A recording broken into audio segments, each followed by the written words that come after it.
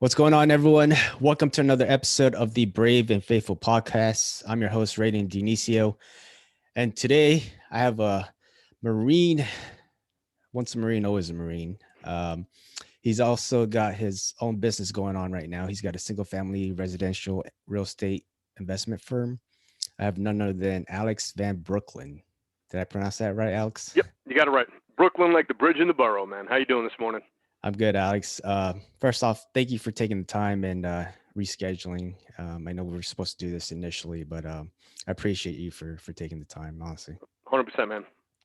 Family Yes, family takes precedence over everything else. So if you have family issues going on, man, you have to attend to them. I appreciate that, man. So yeah, before we get into what you're doing now in your second service, can you just talk, let the audience know, like, how was your service in the Marine Corps? What was the time frame and all that stuff? Sure. I've got a total of approximately 17 years in the Marine Corps. Came in '99. Spent my first couple of years in the Marine Corps in supply, which the Marine Corps didn't have enough money to keep me in the Marine Corps doing supply. Which is a huge amount of respect for anybody in any of the administrative fields or anything else. But I did a lateral move over to the counterintelligence field. Did that for 13 years. Loved it. Um, got attached to some amazing infantry units and had an opportunity to do some good work in Iraq. I taught for a while a couple different organizations relating specifically to the CI field. Got out in 2011 initially, dropped to IIR. So that was the end of my true active duty time was in 2011. I had a bar and restaurant for 2 years. Decided to go back in as an individual mobilization augmentee in 2013. So it was pretty much, while I was a reservist at that point, I was still active duty for 2 years. And in 2014, I hit a brick wall. And I saw my life crumbling around me in many different ways. So Yeah. I spent pretty much the better part of 2015 going through a med board and taking care of myself mentally, physically. Spent the majority of 2015 down at Walter Reed. Went through the trauma recovery program down there. Dealt with some issues that I didn't even know I had. And then 2016, the beginning of 2016, Big Marine Corps said I was done playing, and they retired me out. So just going back, there's a lot to kind of unpack there. So you got out initially in 2011, Correct. and Yep. then you mentioned briefly you had a business, you had a bar and restaurant. Yeah. Yeah, I So got did it. you have While that? I was still on active Oh, duty, I okay. actually opened the place up. My EAS, the initial EAS was like July, I think, of 2011, or maybe it was August or something like that. And I had the bar up and running by June of 2011. So I built it out, I structured it, and I put everything in place while I was still active duty. And then I hit the ground running and did it for 2 years. I failed amazingly, learned a lot of lessons, built some unbelievable lifelong relationships from that business, and it was good. And where was this at in the In States? Baltimore. Baltimore. Yep. Okay. Yeah, I'm now in Baltimore, despite the New York accent. I'm born and raised in New York, but I'm down here in the greater Baltimore market now, and that's where my bar was down in Canton, which is a pretty decent little bar district down there, and it was good, man. The biggest thing from the biggest takeaway from the bar for me was building the veteran community. We had, over the Okay. course of the 2 years, we had over 1,800 veterans that came in and kind of made the bar home. And we had a log book, we had coins made for all the different branches of service, and it was amazing being able to reach out to all the veterans. Some of them still active duty, but a lot of veterans that have gotten out that, especially here in Baltimore, we didn't really have a good organization for veterans to come together to be able to share knowledge. And I mean, a lot of times just sitting at the bar drinking, which is not Right. always the best thing. But it was definitely good to be able to see some of those folks come together. So you did that for a couple of years. Yep. Got out, did that for a couple of years, and then you also went back as in the reserves. So it was individual mobilization augmentee. So Okay. for my MOS, we are a very short MOS, so we're always trying to pull anybody we can back into the field. And we had a new command stand up here in Maryland. And as that command was developing, we had a need for CI folks in that command. So one of my old guys I worked with reached out to me and said, "Hey, we've got openings here." So the idea was just to do 1 year and be done. But then, like I said, I hit the med board, and that got pushed out to 2 years. Okay. So you were there, med boarded, and then after 17 years, were done with the Marine Yep. Corps. Yeah, And 16. I then think it was a total of like 16 years, 9 months, but it's easy just to say almost 17. So. okay, okay. So going through all that, like what kind of led you into basically what you're doing now in real estate? What led you into real estate? Um, Man, it goes all the way back to 2004. To be honest, actually it probably goes back further than that. So before I even came in the Marine Corps, I didn't graduate high school right into the Marine Corps. I went graduated, and 2 days later I became a stockbroker. And if you ever seen the movie Oh, Boiler Room, yeah, yeah. yeah, so that was pretty much the life I led for 2 years before I joined the Marine Corps. And it was great. I learned a lot, and I knew that I wanted to build wealth. I thought that was the way that I was going forward. And in hindsight, I look at that, what I did back then. The best way to put it is I legally robbed people Was from that from. like the same time frame as well, right? Oh Like yeah, yeah, yeah, absolutely. Yeah. So when Sterling, Forster, Stratton, Oakmont were the two big firms that got shut down, raided by the right. FBI, we came afterwards, and some of the people that were there at Sterling and Stratton Oakmont may or may not have been working at the firm I was at, and may or may not have given us some training. So and Wow.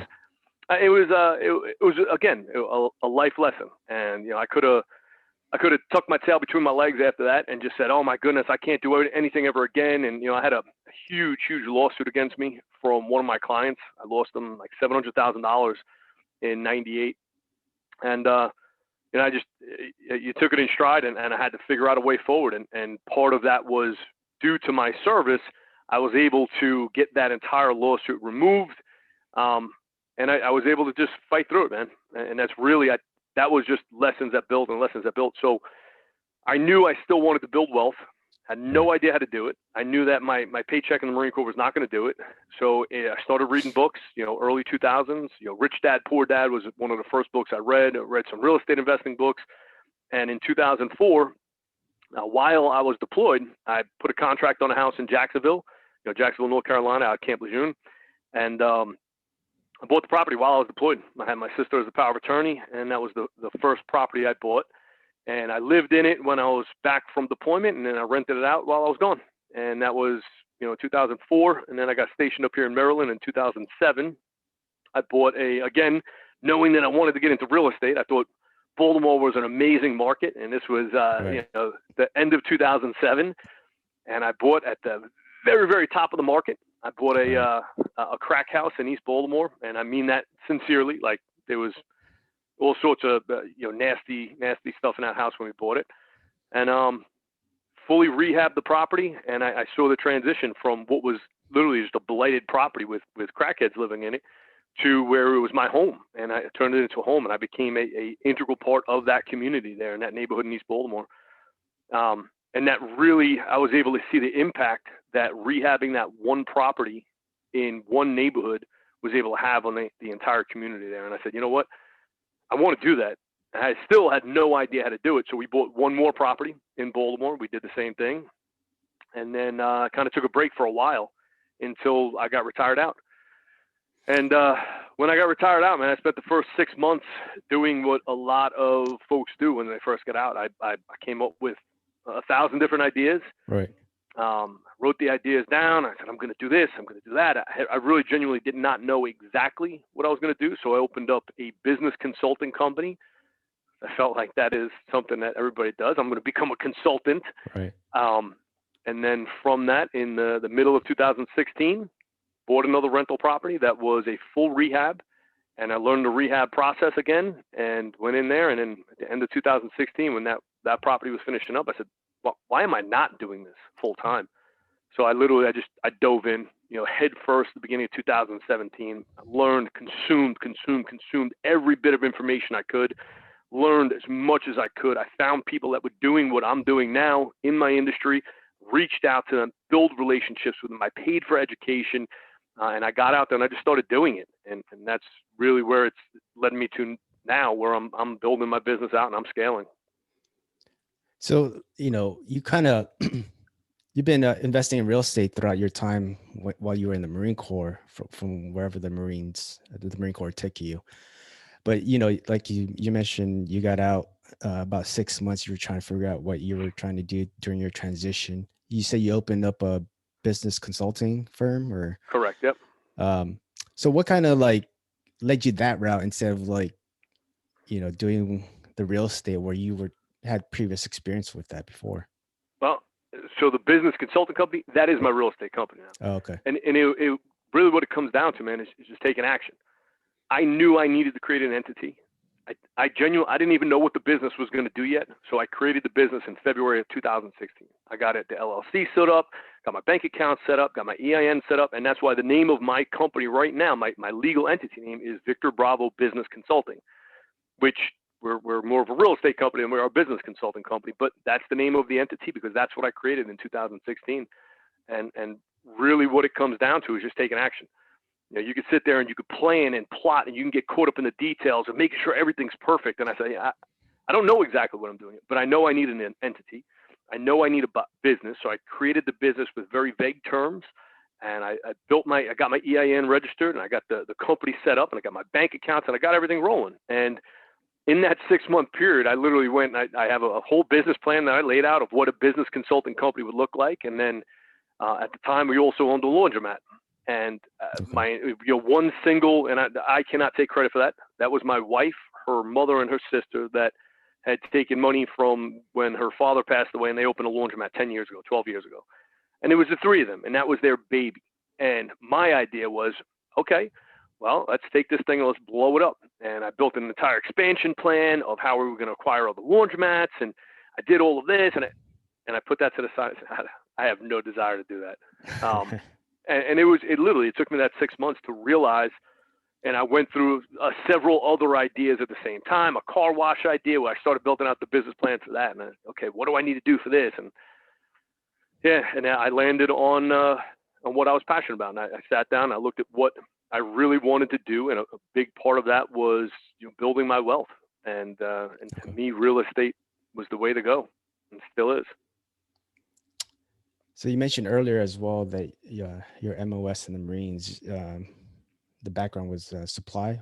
Am I correct? That's when I first came into Marine Corps. Yep. Yeah. Okay. 3043 supply administration clerk. Yep. How did being, in that field in the Marines, having that MOS help you with, having a real estate business? I was about to say, it didn't really help me at all. No, truth of the matter is being in that field. In my first duty station was Iwakuni, Japan, who man, unbelievable. So I literally just got back in touch with the people I served with back in 99 and 2000 over the last couple of days through Facebook. It's been amazing too. Reconnecting with folks that I haven't seen in 20 years. I haven't heard from in 20 years. And it's been absolutely amazing. Facebook is great that way. Yeah, it really is, man. But, some of the things I learned in the supply field were, how to manage my books. At that time, I'm 22 years old, and I was responsible for the entire command's budget, which wasn't a huge budget. I think it was like $6 million or something like that. Yeah. But I was responsible for that budget, and knowing that fiscal responsibility there definitely helped me out in business. Other than that, I was like an hoorah, dedicated, complete jarhead for that time there. So a lot of it was just Marine Corps related. So. Yeah, I think that's important. You mentioned finance. Do you feel like, or in your experience, do you feel like that's where most people fail when they try to get into like the real estate? Is like they just don't know how to. No, because you could outsource that. Okay. You could figure that out. You can hire an accountant. You can hire a bookkeeper. You can hire a marketing manager. You can hire somebody. You can outsource talent in so many different fields. What you can't outsource is the action that you take. You can't. No matter what. And there's a lot of people that I've seen that sit and talk about real estate and talk about business, and they come up with an idea. And we as a community, especially veterans that have sat on the back of a Humvee and talked about plans and everything else, you can create an idea, and that idea will just sit in your head. Yeah. And an idea without action is nothing but a pipe dream. And that's the God's honest truth. And it's sad because I've heard people over the years, especially when I was at the bar, people would come to me with ideas. Oh, I've got this great idea. I'm going to do this, and this, and this. And it is a genuinely good idea. But without action, that idea is just scribbles on a piece of paper. It's nothing more than just clouds, man. And it sucks because there are genuinely a lot of guys and gals out there that have good ideas that could really truly benefit them and society. And they sit on the ideas and they never really take action, and they talk about them. And then what I've seen is somebody is going to take action on that idea. And then they're going to sit back and be disgruntled because they can say, that was my idea. I should be benefiting from that. No, it's the person who takes action that's going to benefit from it. Yeah, I mean, you hit that right on the head. And that's where most people kind of just stop, is like the thought process, the ideas, Yep. and like you said, just not taking action or lack of Yep. action. And then also, talking about outsourcing, like, in the military, we can't do everything on our own. So Right. it's the same in business. Like if you don't know how to do one certain thing, in the business, find somebody that is an expert in that, that'll help you along with your business. So 100%. You have to. yeah. And there's a lot of good traits and qualities that you learn in the military. I don't even. What branch were you? Navy. I'm still Navy. active duty. Yeah. You're still active. Okay, cool, Yeah. man. Very cool. What are you doing in the Navy? I'm a corpsman. Okay, very good. Green side or blue side? Right now, green side. Okay. All right, cool. Can I ask who you're with, or you can't tell that on the podcast? No, I'm with Second Marine Division. Okay. Who? Division, like Oh, you at Division itself. All Yeah. right, awesome. So, man, I have a huge amount of love and respect for all of my corpsman brothers. 100%, man. Like I've seen corpsmen do some of the most amazing things I've ever seen in my lifetime. It's truly, truly amazing. There's a doc, Nathan Leoncio. I think I'm pronouncing that correct. He is out of, I think he's still out of California. If you get a chance, look him up, man. He's like a prosthetic surgeon right now. Okay.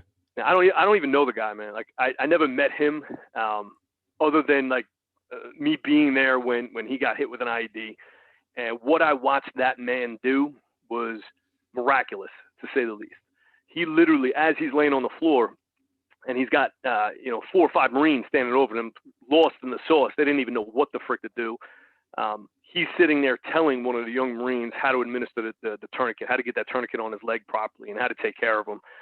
We got him up into the back of the medevac Humvee, and he's sitting there with his legs just mangled. He rolls over and he starts administering first aid to the lieutenant that got hit. And it was just like, man, that man, and I still have not to this day had an opportunity to meet him face to face or talk to him afterwards. But yeah, so I have a world of respect for my Navy corpsman, man. So thank you. Well, thank you. I appreciate you for sharing that, man. But just going back to the your business and your real estate.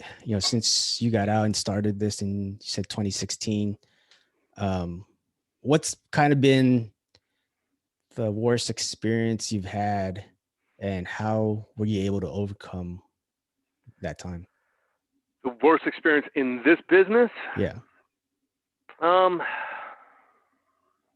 For me, and it's not really a worst experience. It's just the toughest thing that I deal with here is the hiring and firing process.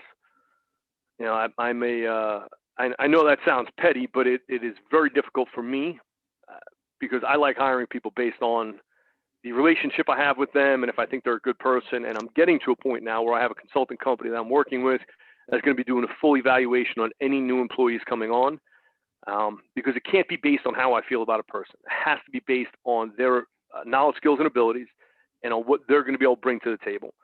They still need to fit my company culture, but I've had a very difficult time with that. And the firing process as well, where it's once I identify that I have a team member that does not quite fit, I need to be quicker on pulling the trigger on firing them and take care of them. So, and that is because at that point it's a decision that is going to impact another human being's life.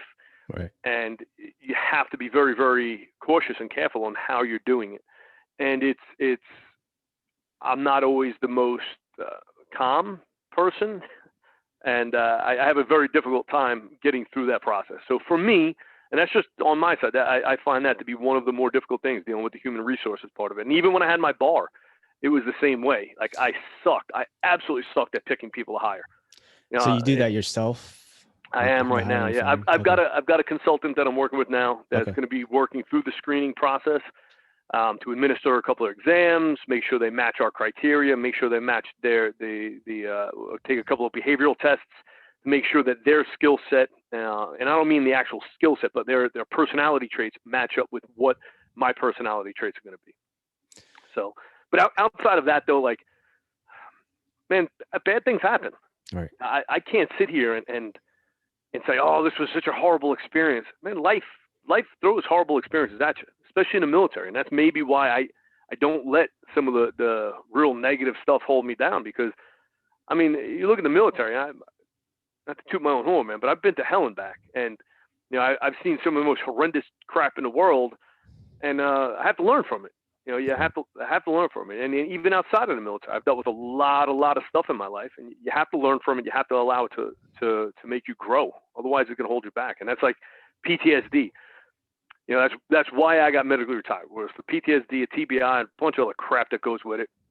And in my opinion, and it's just my opinion, you can allow the traumas in your life to hold you back and prevent you from doing anything, or you can take those traumas, learn from them, and allow them to grow, to make you grow.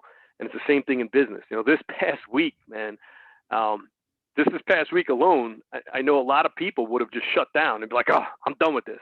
Like, I've got a workers' comp claim against me right now, where I got one of my former employees that's suing me. I'm like, that shit happens. We lost 2 major contracts. I lost about $100,000 in revenue this week from 2 contracts fell through. I'm like, let's get more contracts. Let's keep pushing. And that's it. We were snowed out, and my office was shut down for 2 days. I can't let that stop me. We got to figure out ways around it. We got to figure out things to do to compensate for that and keep pushing forward. I had a DAC hearing, a Development Advisory Committee hearing. This is all this week, where I've got 2 commercial properties that we're working on that I'm getting converted over to commercial. Man, they came in and they told me I need to do a full traffic study, to do an acceleration and deceleration lane, and put them in for this building. That's a $250,000 project there, and like that, it's not feasible. I can't let that crush me, man. Yeah, you can't. You have to just figure out a way forward, and that's it. Basically, like one of the things I learned, especially with the Marine Corps, is just being semper gumby, like staying flexible. That's it, man. You know what I mean? You've got to. The military life in general would just throw curveballs every day, right. And you just gotta. I mean, it's plainly just have to deal with it. Yep, and that's honestly, man, that's one thing that I think I got from the military big time, and that personal responsibility. Like, all this bad shit happened this week. I could sit here and I could blame it on my county because my county board made this decision. Honestly, all of the crap I'm dealing with right now with the development process all stems from a neighbor that, for whatever reason, guy just doesn't like me. And that's fine.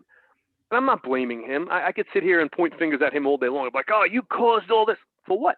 It's my issue to deal with. I'll take responsibility for it. The workers' comp claim. I'm making corrections in what we have going on inside of the business.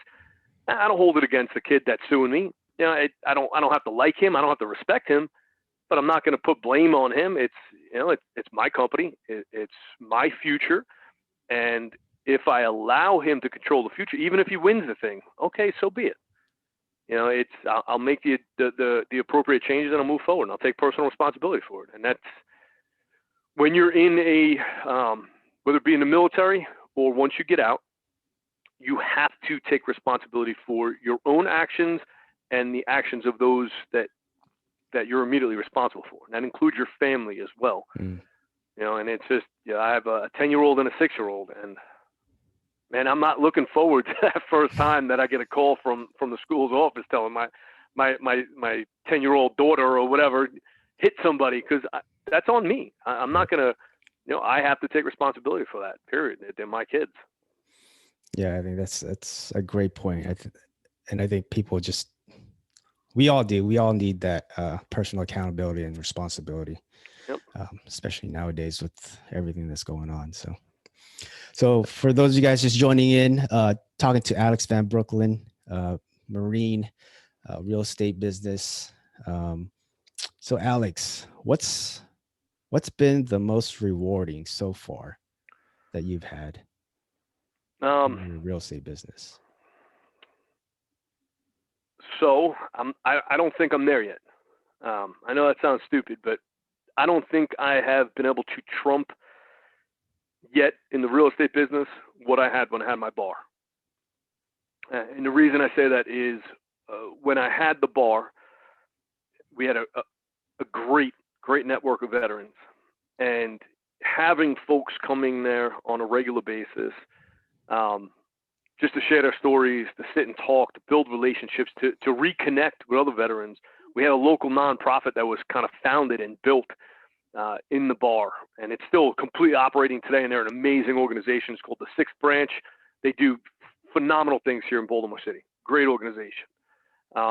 Another small business, Full Tilt Brewing, was kind of fostered inside of my bar, and we tapped the kid's first keg, and he's killing it right now. He's got Full Tilt beer, and he's absolutely killing. Another Navy veteran. He's a submariner by trade, and so that part of it was huge, man. I absolutely loved that part of the business. So now on the real estate side of it, what we started doing is we have worked with the Skills Bridge program. Yeah. Okay. Yeah. Man, it was great. We had out of nowhere, about, I guess now it's 8 months ago, had a young man contact me and tell me about the Skills Bridge program. Never heard of it before, and I'm like, yeah, sure. Well, what we got to do? And he's right down at Fort Meade, and filled out all the paperwork and everything. And we had him as an intern for 6 months, and having him for the last 6 months of his service working with us was amazing. He's now a full-time employee. He's my lead manager, and he's going to be taking down a property, his first rehab, in probably about 2.5, 3 weeks, where we're going to be walking him through the entire construction process from soup to nuts. He should walk away. He should probably make about a $50,000 profit on the deal. So that was great. We just stood up another program called the Basic Training Program. And what I'm trying to do is bring folks in, give them the requisite training that they need. And it's not like some guru program. I don't really have the patience for that. And I want to continue being able to give back to the veteran community. I want to bring on another person, whether it's from APG or Fort Meade or wherever it is, through the Bridge Skills program, and have them come in and learn what we're doing and apply what we're doing. Because what I do, it's not rocket science at all.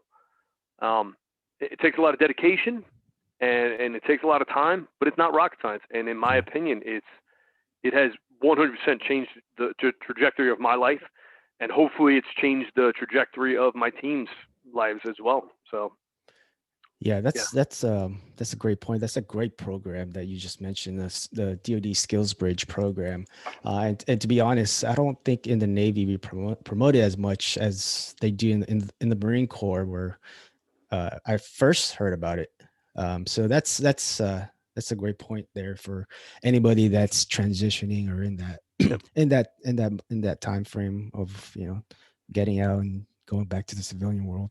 And selfless plug, man. If anybody, any of your listenings are down in APG or Fort Meade and you want to look at the program, reach out. I'll be more than happy. I'll put you in touch with Aaron, who went through the program, did all the paperwork, the whole 9 yards. I'd be more than happy to put him in touch with them. And then even if it's not for my company, man, even if it's just to help them out with the Skills Bridge program and get them moving, because it really is.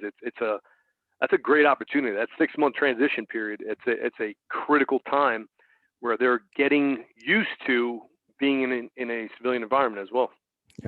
Yep. Thank you for bringing that up. So, Alex, can you give our audience, so somebody that's listening right now, they want to start their real estate investing, they maybe want to start a business through that. What's one actionable step that they can take right now in that and pursue that career? Learn.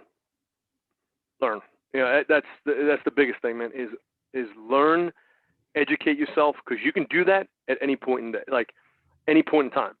If you're still active duty, if you're 20 minutes from your base and you have to drive 20 minutes, don't listen to the damn radio. Put the damn iPod down. I guess I don't even know if they have iPods anymore. Wow, I just dated myself there. Put the music down, turn the music off, and throw on an audiobook.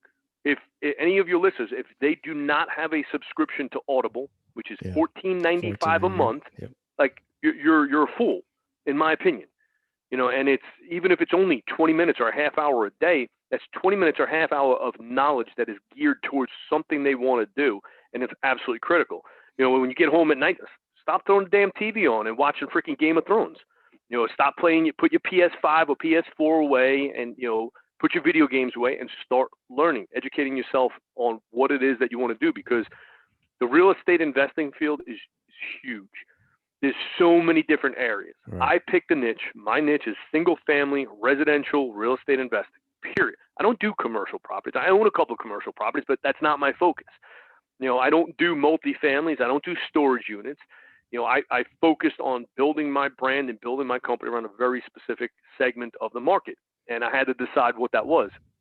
So actionable steps: 1, learn; 2, get your freaking orders in your affairs in order, meaning your personal finances. A lot of people don't realize how much your personal finances affect your ability to buy freaking real estate.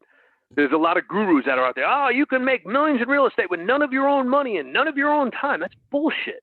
I'm sorry to say it, man, because a lot of these gurus out there, I'm pretty close friends with a lot of them, and a lot of it's just BS, man. A lot of it. You're not going to become wealthy and buy real estate with none of your own money or none of your own time. It's a physical impossibility, period. And I shouldn't say that. Can you do that? Yes, but in the end of the day, it's going to cost you an arm and a leg for your financing costs and everything else. But if you start now, especially while you're on active duty, you get your credit to where your credit needs to be. You start stocking money, because a lot of people don't realize that either. Like, if you want to get a loan from a bank, especially in today's market, you have to show that you have reserves.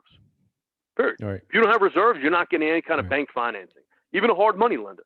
A hard money lender is not going to lend to somebody right now who doesn't have reserves built. That's just the way it is. So what that reserves people are doing is wholesaling, which I'm not sure if you're familiar with that or not, but wholesaling has become this cliche term where people think they're going to get into real estate by wholesaling, and it's all these bandit signs that you see out there. We buy houses on the side of the road. Yeah, it seems like the get rich quick nowadays. Like that's literally what it is, and I'm okay with people doing it, because all it does is it allows us to stand above them, and that's just the reality of it, man. Because we brand everything. We stand behind. When we go out and we buy a house from a seller, we stand behind our reputation. We stand behind our offers. And a lot of these people that went out there, took a 3-day course, and think they're going to go out there and make a killing, they're not going to be able to fulfill their obligations, or they're making bad offers. So action steps: learn, and just go out there and just start looking at properties, really, and figure out what you want to do. Like, there's so much to do inside of real estate. Figure out what you want to do. Where you want to go, like where in real estate you want to go.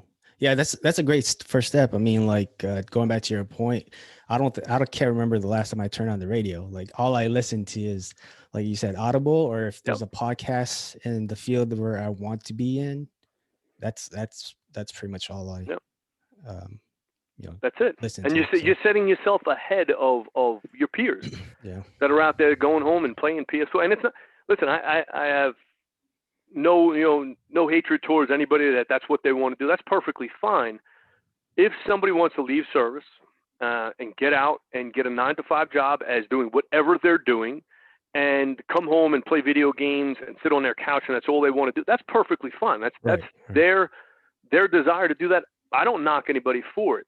What I do have a problem with is when that veteran gets out, works a 9-to-5 job, sits on the couch, plays video games, and then bitches, whines, and moans that veterans don't get any benefits, and that veterans don't have opportunities, and that veterans can't do anything. I have a major problem with that, because we, as a veteran community, man, we have more resources than any generation before us. I mean, it's crazy. It's unreal, the amount of resources that are out there, the amount of programs that are out there to benefit us, especially if we want to get into business. I mean, if you want to get into anything, there are programs out there. There is money out there. There is funding out there for veterans that want to do something. But you have to take the initiative, and you have to take that personal responsibility. And the only people I really hear bitching and complaining are those that sit on their couch, that don't educate themselves, that don't push themselves forward.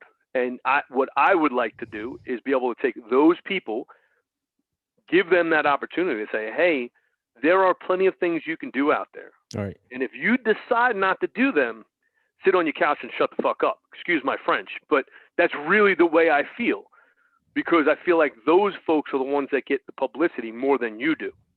I hope your podcast blows up, and I hope you are able to get out there and affect a ton of people in a positive manner, more so than somebody that's saying, oh, woe is me, I'm a poor veteran.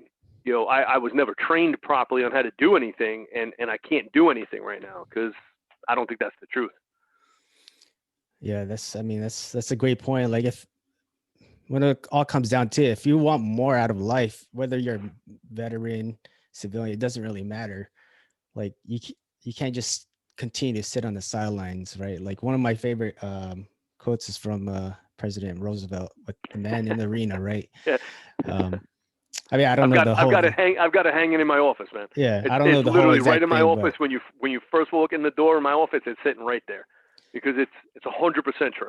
yeah, yeah. So I mean, if you wanted to, do something with your life, just like you said, take Yep. action, learn, and And then that's take action. and a part of that too is, man, and this is my reality. Again, I don't try to tell other people what they should do or anything else. I like being able to put what other people can do in front of them, what they should do and what they will do. That's completely and totally up to them. But even for folks that have severe PTSD, combat related PTSD, um, you would be surprised of how many people that have battled with their PTSD that have gone on to do absolutely amazing things. All right. And I mean, it bothers me to the core when I see somebody that has PTSD um, that is allowing themselves to be shuttered in and allowing themselves to be held back when they have absolute gifts to give to the world, man. And it's just, it really does bother me when I see that because it's almost like an accepted or an anticipated result of PTSD. Like our society looks at somebody who has PTSD, or even for that matter, somebody who served in the military. And I think the common accepted view is folks that have served in the military, they came from bad backgrounds and they didn't learn anything in the military. They don't have anything to provide to society. And we need to take care of our veterans because you hear it and you see it on every commercial. Oh, we need to take care of our veterans. Take care of our veterans. In my opinion, it is time for us, those of us that have served, that have worn the uniform, that truly have laid everything on the line to fight for this country. I think it's time for us to stand up and say, no, you don't need to take care of us. We will continue to take care of you. And I really feel like that's where we're at, man, and the power that veterans have. And I think it's an untapped power that some folks are realizing and some folks are pushing forward, like yourself, man, getting on here to do this podcast. You're still active duty right now, and you're getting out there and you're trying to show the world, hey, in our second service, I love that concept of second service, is we have a huge amount of value to provide to the world, and taking what we've individually learned, whether it be Army, Air Force, Navy, Marine Corps, or Space Force now, Yeah. and being able to give that back to the world. And that's one of my goals is to be able to continue to give back what I've learned. Well, I appreciate you for saying that, Alex. And just going into our second segment here, closing in on the episode. So this is the what I call the Fast Five. So it's basically the same 5 questions I ask all my guests. So first question, Alex, what's one hobby you enjoy? Being outdoors. Yeah, riding quads, skiing now in the snow, fishing, hunting, literally just walking through the woods. The quietness, the serenity, the peace. I love it, man. Yeah, you just got to get out of the office Yep. every now and then. 100%. Yeah. Yeah. All right. So second question, if you had to choose one person, dead or living, to hang out with for one day, who would it be and why? I have no idea what I answered on that thing. So my answers are probably not lined up exactly with what you're I all gave you good. before. So one person to hang out with, dead or living, and why?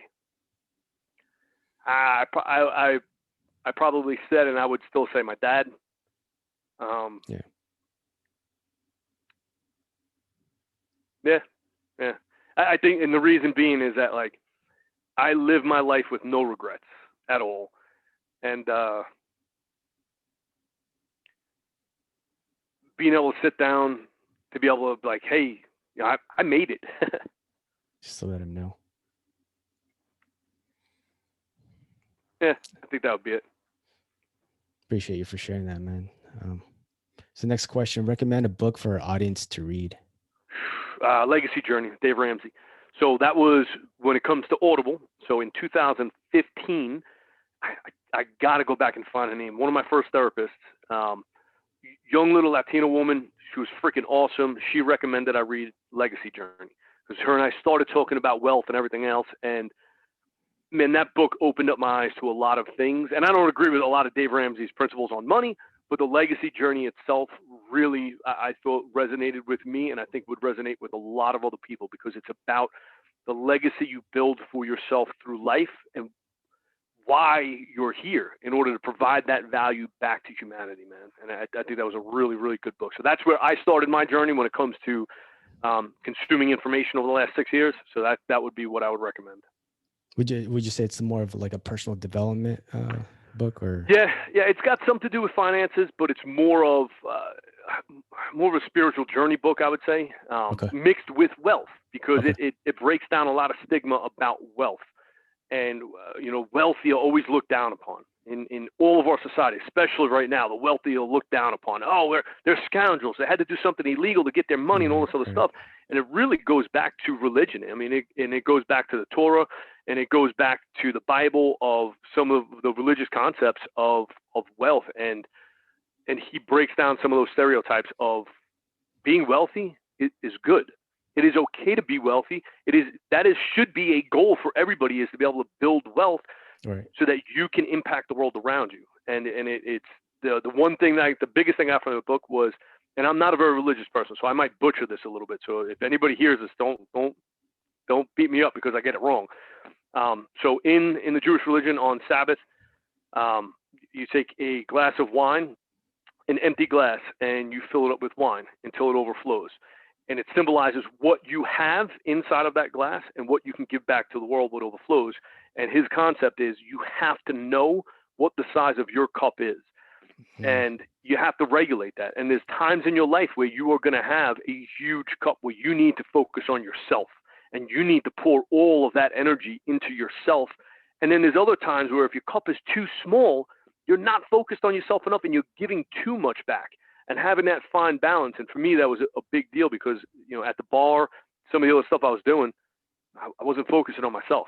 I was focusing on the bar and the veteran community. You were giving. Yeah. And I've learned how to have a good balance of my cup size.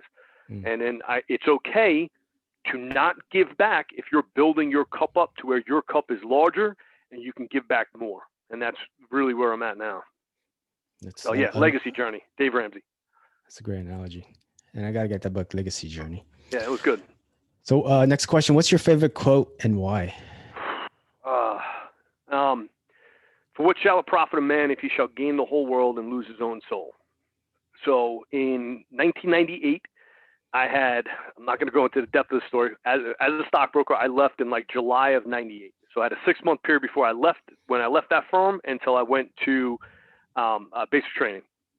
And as I was like at the very end of the time where I was like, I knew I wanted to leave and everything else, I started looking for work elsewhere. So I went and I worked for a landscaping company. So I'm in the back of a pickup truck, driving around doing landscaping, and I see on the side of a building, it said, for what shall it profit a man if he shall gain the whole world and lose his own soul? And I had no idea what it was, where it was from, or anything else. And I'm like, dude, I love that, because it was the epitome of what I was going through. I was making money. And I was making money, real good money, but I was doing it at the sacrifice of my own integrity, of my own personal values. And, I really felt like I was doing an injustice to the people around me and to the world. And that really resonated with me. And I've tried to live by that, even at the bar, throughout my life. It's, my goal is not just to make money, because it doesn't do, making money and hurting people on the way doesn't do you any good, man. Yeah. If you have to sacrifice who you are as an individual in order to acquire wealth, that wealth is it's just going to disappear, and it's not true wealth. So that to me has been one of the most impactful things. And then I found out that it's a quote from the Bible. So the Bible. Yeah. So last thing, Alex, before we leave here, where do you see yourself in a year, 5 years, or even 10 years from now? Yeah, man. 1 year from now, I'm gonna be continuing to build. The foundation I have laid right now will be starting to really grow and prosper. On the business side of it, 5 years from now, I plan on having between 75 and 100 rental properties where I can start scaling back from this business. We also have a couple new businesses in the works. All throughout that, maintaining a good relationship with my family and being there for my son and my daughter. 10 years from now, I want to start scaling away from any of my business entities to where the goal for right now is to have 240 single family residential properties, which would equate to $1 million a year in passive income. So before I wake up in the morning, I want to be making $1 million a year, easy. With that, that will free me up to truly do what I want to do at that point. And that's going to be traveling with the family, and then trying to have an impact on others. And that's really what I want to do. Because I mean, man, if I didn't have to ever worry about money and had a complete access to any kind of funds I want, 100%, man, I would be dedicating myself to trying to help other people, and not like being a social justice warrior or any of this other crap. I mean, like genuinely trying to help other people, specifically veterans that are coming out, to kind of guide them down a path of empowering themselves, and not, and I'm not talking about like, oh, I'll help you file a VA claim. I'm talking about like empowering themselves and seeing the true potential that people have. Because the potential that people have, man, it's limitless.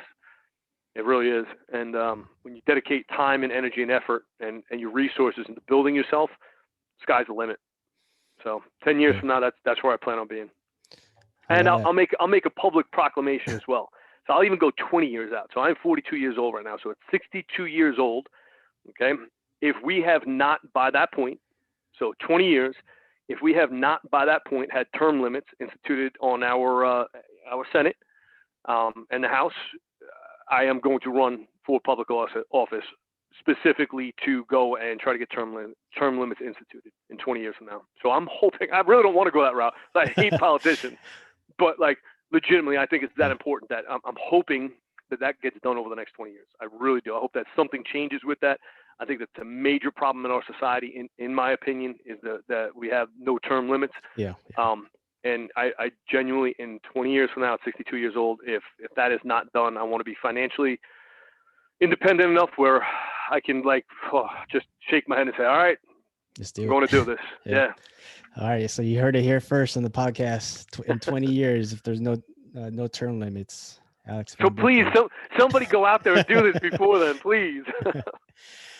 Well, Alex, man, I appreciate you for again taking the time and then sharing just your story and the knowledge that you brought to this episode.